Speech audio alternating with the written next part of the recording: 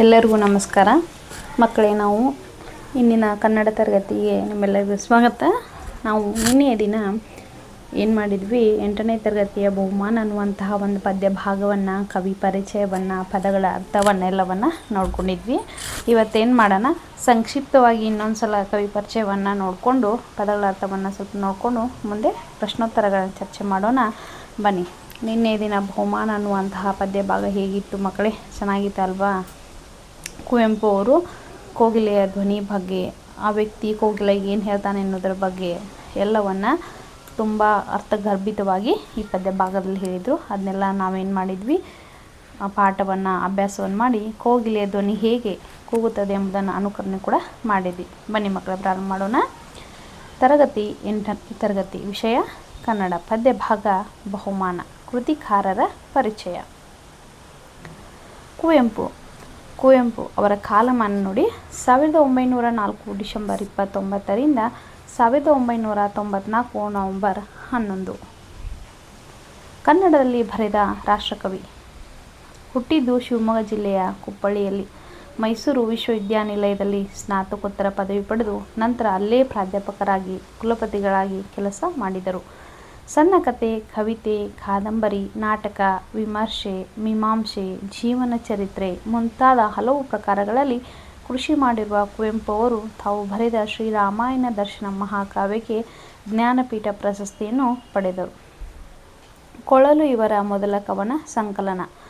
ಅನಂತರ ಪಾಂಚಜನ್ಯ, ನವಿಲು, ಕಲಾಸುಂದರಿ, ಕೃತ್ತಿಕೆ, ಅಗ್ನಿಹಂಸ, ಪಕ್ಷಿಕಾಶಿ, ಷೋಡಶಿ, ಅನಿಕೇತನ ಮುಂತಾದ ಹಲವು ಕವನ ಸಂಕಲನಗಳನ್ನು ಪ್ರಕಟಿಸಿದರು.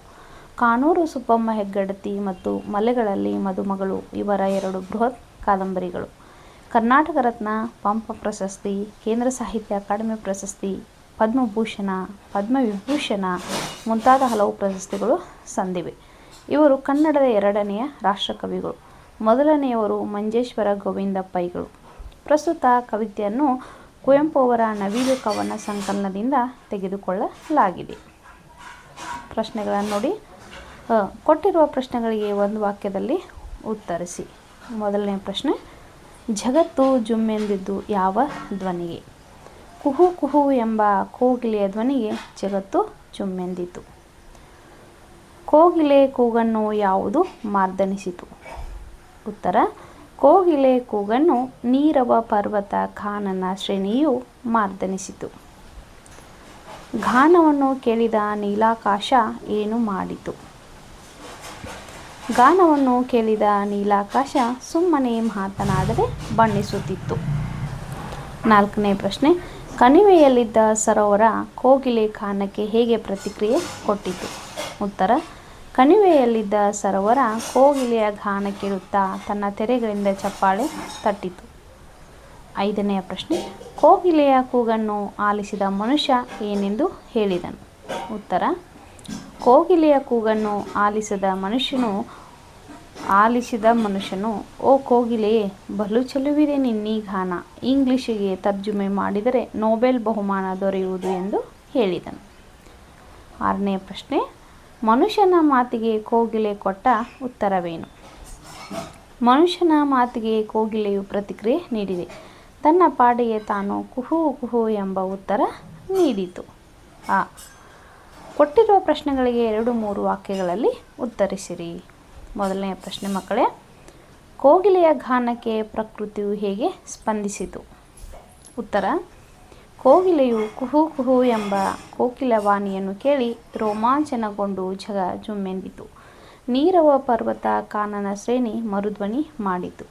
ಅದರ ಗಾನವನ್ನು ಕೇಳಿ ಮಹದಾಕಾಶ ಮೂಕವಿಸ್ಮಿತವಾಗಿ ಬಣ್ಣಿಸತೊಡಗಿತು. ಕಂದಕದೊಳಗಿದ್ದ ಸರೋವರ ತೆರೆಯ ಚಪ್ಪಾಳೆ ಇಕ್ಕಿತು. ಹೀಗೆ ಬಗೆ ಬಗೆಯಾಗಿ ಕೋಗಿಲೆಯ ಗಾನಕ್ಕೆ ಪ್ರಕೃತಿಯು ಸ್ಪಂದಿಸಿತು. 2ನೇ ಪ್ರಶ್ನೆ, ಕೋಗಿಲೆಯ ಗಾನವನ್ನು ಆಲಿಸಿ ನೊಂದು ಮನುಷ್ಯನು ಏನೆಂದು ಅಂದನು ಅಥವಾ ಏನೆಂದನು? ಉತ್ತರ, ಕೋಗಿಲೆಯ ಕೂಗನ್ನು ಆಲಿಸಿದ ಮನುಷ್ಯ ಮಲೆಗಳಲ್ಲಿ ಉಳಿಯುವ ಓ ಕೋಗಿಲೆಯೇ, ಬಲು ಚೆಲುವಿದೆ ನಿನ್ನೀ ಗಾನ, ಇಂಗ್ಲಿಷಿಗೆ ತರ್ಜುಮೆ ಮಾಡಿದರೆ ದೊರೆಯುವುದು ನೊಬೆಲ್ ಬಹುಮಾನ, ಇಲ್ಲಿ ನಿನ್ನ ಗಾನ ಅರಣ್ಯರೋದನ, ಸುಮ್ಮನೆ ಹಾಡುವೆ ಕೇಳುವರಿಲ್ಲ ಎಂದು ನುಡಿದ. 3ನೇ ಪ್ರಶ್ನೆ, ಮನುಷ್ಯನ ಮಾತಿಗೆ ಕೋಗಿಲೆಯು ಯಾವ ರೀತಿಯಲ್ಲಿ ಪ್ರತಿಕ್ರಿಯಿಸಿತು? ಉತ್ತರ: ಕೋಗಿಲೆಯು ಮಧುರ ಧ್ವನಿ ಕೇಳುವವರಿಲ್ಲದ ಈ ಕಾನನದಲ್ಲಿ ಅದರ ಗಾನ ಅರಣ್ಯ ರೋದನ ಎಂದು ಮನುಷ್ಯನು ನೊಂದು ನುಡಿದನು. ಅವನ ಮಾತಿಗೆ ಕೋಗಿಲೆಯು ಯಾವ ಪ್ರತಿಕ್ರಿಯೆಯನ್ನು ನೀಡದೆ ಹಾಡುವುದು ತನ್ನ ಕರ್ಮ, ಅದನ್ನು ಯಾರಾದರೂ ಕೇಳಲಿ ಅಥವಾ ಕೇಳದಿರಲಿ ಎಂಬುವಂತೆ ಪ್ರತಿಕ್ರಿಯಿಸಿತು. ಈ ಕೊಟ್ಟಿರುವ ಪ್ರಶ್ನೆಗಳಿಗೆ 8-10 ವಾಕ್ಯಗಳಲ್ಲಿ ಉತ್ತರಿಸಿ. ಮೊದಲನೆಯ ಪ್ರಶ್ನೆ: ಕೋಗಿಲೆಯ ಗಾನಕ್ಕೆ ಪ್ರಕೃತಿ ಮತ್ತು ಮನುಷ್ಯರ ಪ್ರತಿಕ್ರಿಯೆಗಳು ಹೇಗಿದ್ದವು? ಉತ್ತರ ನೋಡಿ ಮಕ್ಕಳೇ. ಕೋಗಿಲೆಯು ಕುಹು ಕುಹು ಎಂಬ ಕೋಕಿಲವಾಣಿಯನ್ನು ಕೇಳಿ ರೋಮಾಂಚನಗೊಂಡು ಜಗ ಜುಮ್ಮೆಂದಿತು. ನೀರವ ಪರ್ವತ ಕಾನನ ಶ್ರೇಣಿ ಮಾರ್ದನಿಸಿತು. ಆದರೆ ಅದರ ಗಾನ ಕೇಳಿ ಮಹದಾಕಾಶ ಮೂಕ ವಿಸ್ಮಿತನಾಗಿ ಕಂದಕದೊಳಗಿದ್ದ ಸರೋವರ ತೆರೆಯ ಚಪ್ಪಾಳೆಯು ಇಕ್ಕಿತು. ಹೀಗೆ ಬಗೆ ಬಗೆಯಾಗಿ ಕೋಗಿಲೆಯ ಗಾನಕ್ಕೆ ಪ್ರಕೃತಿಯು ಸ್ಪಂದಿಸಿತು. ಕೋಗಿಲೆಯ ಕೂಗನ್ನು ಆಲಿಸಿದ ಮನುಷ್ಯ, ಮಲೆಗಳಲ್ಲಿ ಉಳಿಯುವ ಓ ಕೋಗಿಲೆಯೇ, ಬಲು ಚೆಲುವಿದೆ ನಿನ್ನೀ ಗಾನ. ಇಂಗ್ಲಿಷಿಗೆ ತರ್ಜುಮೆ ಮಾಡಿದರೆ ದೊರೆಯುವುದು ನೊಬೆಲ್ ಬಹುಮಾನ. ಇಲ್ಲಿ ನಿನ್ನ ಗಾನ ಅರಣ್ಯ ರೋದನ, ಸುಮ್ಮನೆ ಹಾಡುವೆ, ಕೇಳುವವರಿಲ್ಲ ಎಂದು ನುಡಿದನು. ಅವನ ಮಾತಿಗೆ ಕೋಗಿಲೆಯು ಯಾವ ಪ್ರತಿಕ್ರಿಯೆಯನ್ನು ನೀಡದೆ ಹಾಡುವುದು ತನ್ನ ಕರ್ಮ, ಅದನ್ನು ಯಾರಾದರೂ ಕೇಳಲಿ ಅಥವಾ ಕೇಳದಿರಲಿ ಎಂಬುವಂತೆ ಪ್ರತಿಕ್ರಿಯಿಸಿತು. ಎರಡನೇ ಪ್ರಶ್ನೆ: ಕೋಗಿಲೆಯು ಕುಹುವಾಣಿಯನ್ನು ನಾವು ಹೇಗೆ ಅರ್ಥೈಸಿಕೊಳ್ಳುವುದು? ಕುವೆಂಪು ಅವರ ಈ ಪುಟ್ಟ ಕವಿತೆಯ ಒಂದು ಸುಂದರವಾದ ಚಿತ್ರವನ್ನು ನಮಗೆ ಕಟ್ಟಿ ಕೊಡುತ್ತವೆ. ಕೋಗಿಲೆಯೊಂದು ಹಾಡುತ್ತಿದೆ. ಅದನ್ನು ಕೇಳಿದ ವ್ಯಕ್ತಿ, ನೀನು ಇಂಗ್ಲಿಷ್ನಲ್ಲಿ ಹಾಡಿದರೆ ನೊಬೆಲ್ ಪ್ರಶಸ್ತಿ ಬಂದಿತೆಂದು ಹೇಳುತ್ತಾನೆ. ಆದರೆ ಆ ಮಾತಿಗೆ ಕೋಗಿಲೆ ಯಾವ ಪ್ರತಿಕ್ರಿಯೆಯನ್ನು ಕೊಡದೆ ಮತ್ತೊಮ್ಮೆ ಕುಹು ಎಂದಷ್ಟೇ ಹೇಳುತ್ತದೆ. ಆದರೆ ಆ ಧ್ವನಿಯು ಇಡೀ ಪ್ರಕೃತಿಯಲ್ಲಿ ಒಂದು ಸಂಚಲನವನ್ನು ಸೃಷ್ಟಿಸುತ್ತದೆ. ನಾವು ಯಾವ ಕೆಲಸದಲ್ಲಿ ಪರಿಣಿತರೋ ಅದನ್ನು ಅತ್ಯಂತ ನಿಸ್ವಾರ್ಥವನ್ನು ಪ್ರಾಮಾಣಿಕತೆಯಿಂದ ಮಾಡಬೇಕು ಎಂಬುದು ಈ ಕವಿತೆಯ ಒಂದು ಧ್ವನಿಯಾಗಿದೆ. ಲೋಕದ ಟೀಕೆ ಟಿಪ್ಪಣಿಗಳಿಗೆ ನಾವು ತಲೆ ಕೆಡಿಸಿಕೊಳ್ಳಬಾರದು. ಹಾಗೂ ನಮ್ಮ ಅಭಿವ್ಯಕ್ತಿಯನ್ನು ಮಾಡಿದರೆ ಅದು ಜೀವಂತಿಕೆಯಿಂದ ಕೂಡಿರುತ್ತದೆ. ಅನ್ಯ ಭಾಷೆಯಲ್ಲಿ ಅಭಿವ್ಯಕ್ತಿ ಎಷ್ಟೆಂದರೂ ಕೃತಕ ಎಂಬುದನ್ನು ನಾವು ಕೋಗಿಲೆಯ ಕುಹು ಎಂಬ ವಾಣಿಯಲ್ಲಿ ಅರ್ಥೈಸಿಕೊಳ್ಳಬಹುದು. ಈ ವಾಕ್ಯಗಳ ಸ್ವಾರಸ್ಯವನ್ನು ವಿಸ್ತರಿಸಿ ಬರೆಯಿರಿ. ಮೊದಲನೆಯ ಪ್ರಶ್ನೆ ಮಕ್ಕಳೇ: ಮರುದನಿಗೈದಿತು ಮುದತಾಳಿ. ಆಯ್ಕೆ: ಈ ವಾಕ್ಯವನ್ನು ರಾಷ್ಟ್ರಕವಿ ಕುವೆಂಪುರವರು ಬರೆದಿರುವ ಬಹುಮಾನ ಎಂಬ ಪದ್ಯದಿಂದ ಆರಿಸಿಕೊಳ್ಳಲಾಗಿದೆ. ಸಂದರ್ಭ: ಕೋಗಿಲೆಯ ಕುಹು ಎಂಬ ಕೋಕಿಲವಾಣಿಯನ್ನು ಕೇಳಿ ರೋಮಾಂಚನಗೊಂಡು ಜಗ ಜುಮ್ಮೆಂದಿತು. ಈ ಇಂಪಾದ ಧ್ವನಿಗೆ ನೀರವ ಪರ್ವತ ಕಾನನ ಶ್ರೇಣಿ ಮಾರ್ದನಿಸಿತು ಎಂದು ಹೇಳುವಾಗ ಈ ಮೇಲಿನ ವಾಕ್ಯವು ಬಂದಿದೆ. ಸ್ವಾರಸ್ಯ: ನಿರ್ಜನ ಪ್ರದೇಶ, ಪರ್ವತ ಶ್ರೇಣಿಗಳಲ್ಲಿ ಮರು ಧ್ವನಿ ಸಹಜವಾದರೂ ಕವಿಯ ಪ್ರಕಾರ ಕೋಗಿಲೆಯ ಇಂಪಿಗೆ ಅತಿ ಸಂತೋಷಗೊಂಡು ಪ್ರತಿಧ್ವನಿಸಿತು ಎಂಬುದೇ ಇಲ್ಲಿನ ಸ್ವಾರಸ್ಯವಾಗಿದೆ. ಎರಡನೇ ಪ್ರಶ್ನೆ: ಬಲು ಚೆಲುವಿದೆ ನಿನ್ನೀ ಗಾನ. ಆಯ್ಕೆ: ಈ ವಾಕ್ಯವನ್ನು ರಾಷ್ಟ್ರಕವಿ ಕುವೆಂಪುರವರು ಬರೆದಿರುವ ಬಹುಮಾನ ಎಂಬ ಪದ್ಯದಿಂದ ಆರಿಸಿಕೊಳ್ಳಲಾಗಿದೆ. ಸಂದರ್ಭ: ಕೋಗಿಲೆಯೊಂದು ತನ್ನನ್ನೇ ಮರೆಯುವಂತಹ ಮಾಧುರ್ಯದಿಂದ ಕುಹೂ ಕುಹೂ ಕೂಗಿತು. ಅದನ್ನು ಆಲಿಸಿದ ಓರ್ವ ವ್ಯಕ್ತಿ ಈ ಮೇಲಿನ ವಾಕ್ಯದ ಸಂದರ್ಭವಾಗಿದೆ. ಸ್ವಾರಸ್ಯ: ಕೋಗಿಲೆಯ ಧ್ವನಿಯನ್ನು ಕೊಂಡಾಡುವುದೇ ಇಲ್ಲಿರುವ ಸ್ವಾರಸ್ಯವಾಗಿದೆ. ಮೂರನೆಯ ಪ್ರಶ್ನೆ: ಅರಣ್ಯ ರೋದನ ಸುಮ್ಮನೆ ಹಾಡುವೆ. ಆಯ್ಕೆ: ಈ ವಾಕ್ಯವನ್ನು ರಾಷ್ಟ್ರಕವಿ ಕುವೆಂಪುರವರು ಬರೆದಿರುವ ಬಹುಮಾನ ಎಂಬ ಪದ್ಯದಿಂದ ಆರಿಸಿಕೊಳ್ಳಲಾಗಿದೆ. ಸಂದರ್ಭ: ಕೋಗಿಲೆಯ ಕೂಗನ್ನು ಆಲಿಸಿದ ಓರ್ವ ಮನುಷ್ಯನು, ಓ ಕೋಗಿಲೆ, ಬಲು ಚೆಲುವಿದೆ ನಿನ್ನೀ ಗಾನ. ಇಂಗ್ಲಿಷಿಗೆ ತರ್ಜುಮೆ ಮಾಡಿದರೆ ನೊಬೆಲ್ ಬಹುಮಾನ ದೊರೆಯುವುದು. ಸುಮ್ಮನೆ ಅರಣ್ಯದಲ್ಲಿ ಹಾಡಿದರೆ ನಿನ್ನ ಕೂಗನ್ನು ಕೇಳುವವರಾರೂ ಇಲ್ಲ ಇಲ್ಲಿ ಎಂದು ಹೇಳುವ ಸಂದರ್ಭದಲ್ಲಿ ಈ ಮೇಲಿನ ವಾಕ್ಯವು ಬಂದಿದೆ.